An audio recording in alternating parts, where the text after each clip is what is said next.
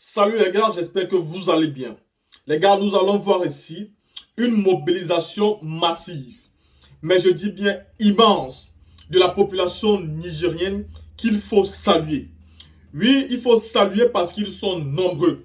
Ils sont tellement nombreux qu'il est impossible pour l'armée nigérienne de les empêcher d'arriver devant la base militaire française une fois de plus. Dernièrement, la jeunesse nigérienne ne fait que se diriger vers la base militaire. Tout le temps, ils font l'effort de se diriger vers la base militaire. Voici ce qui a poussé Emmanuel Macron à comprendre qu'il ne s'agissait pas tout simplement d'une jeune militaire, mais qu'il s'agissait d'un coup d'État qui avait aussi l'approbation du peuple. Et aujourd'hui, qu'est-ce qui se passe? Aujourd'hui, ce qui se passe, c'est que les États-Unis d'Amérique, avec la complicité de la France, sont en train de tout faire pour assassiner des hautes personnalités de ce nouveau gouvernement. Et donc, nous demandons au président Abdourahmane Tiani de faire très attention, de multiplier sa garde rapprochée, de faire gravement attention, car vous connaissez très bien qu'à chaque fois que l'Occident, c'est-à-dire vous met dans son collimateur, si vous ne faites pas attention, vous tombez. Nous avons suivi ce qui s'est passé hier au Burkina Faso, où le président Ibrahim Traoré a subi une tentative de coup d'État. Heureusement, ça a été déjoué. À côté, vous avez suivi comment le Mali a subi des frappes pas possibles des terroristes. Mais aujourd'hui, on parle de la neutralité de plusieurs terroristes. On parle d'une centaine de terroristes qui ont été neutralisés par l'armée malienne. Et par la même occasion, ce qui se vit aussi au Niger devient de plus en plus grave avec les tentatives aussi qu'il y aura par rapport à la vie même du président Abdourahmane Tiani. Mais si tout cette tentative de déstabilisation se joue sur les trois territoires au même moment, c'est tout simplement pour déstabiliser cette alliance qui est en train de se former pour défendre le Niger. Il faut donc que le Mali soit touché, le Burkina soit touché, pour qu'eux aussi soient concentrés à défendre leur territoire, pour que maintenant le Niger soit bien attaqué et laissé seul. Mais heureusement que les troupes burkinabées et maliennes se sont déjà mobilisées et certaines troupes sont même déjà sur le territoire nigérien. Et donc, on ne doit absolument rien craindre parce que ceux-là ont décidé de vraiment se mettre ensemble pour la lutte commune. Je précise encore, ils ont décidé de se mettre ensemble pour la lutte commune. Et donc, je pense que jusqu'à présent, personne ne pourra essayer d'attaquer ce pays-là par la voie, c'est-à-dire des militaires comme veut faire la CEDEAO. Sauf en utilisant des mercenaires comme ce qui se passe au Mali et au Burkina Faso. Je tenais donc ici à vous dire, la team, que nous devons saluer l'attitude des Nigériens. Parce qu'il n'y a pas que des militaires qui bagarrent dans ce combat-là. Il y a aussi les peuples civils, les populations civiles qui décident de donner leur voix. Contrairement aux autres pays aujourd'hui où les peuples sont complètement soumis, incapables de se lever. Des militaires aussi soumis, incapables de se lever. Une garde républicaine qui n'est pas capable de défendre la République n'est pas digne de ce nom. Regardez ce qui s'est passé au Gabon. Avec le coup d'État dont personne ne peut parler au niveau international. La France ne peut pas condamner le coup d'État du Gabon. Les États-Unis ne peuvent pas condamner ça.